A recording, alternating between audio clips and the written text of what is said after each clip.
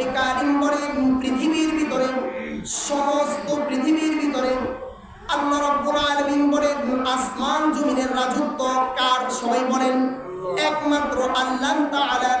পরের অংশে রব্বে কারিম বলেন ইয়াহাবু লিমান ইয়াশাউ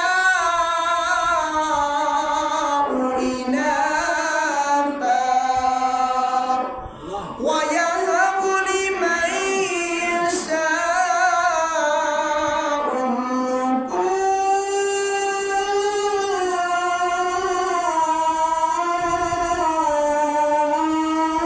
আল্লাহু আকবার।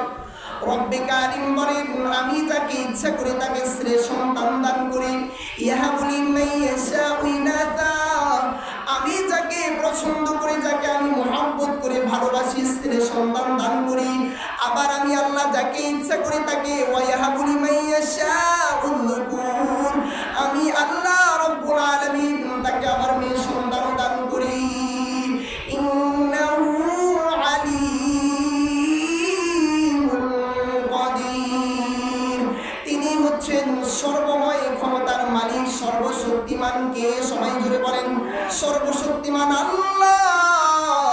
তিনি যাকে ইচ্ছা তাকে ছেলে দান করেন, যাকে ইচ্ছা তাকে মেয়ে দান করেন।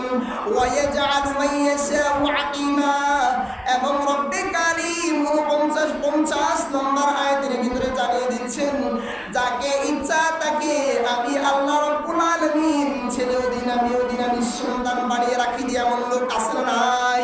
সবাই কথা বলেন আছে না নাই এরকম লোক?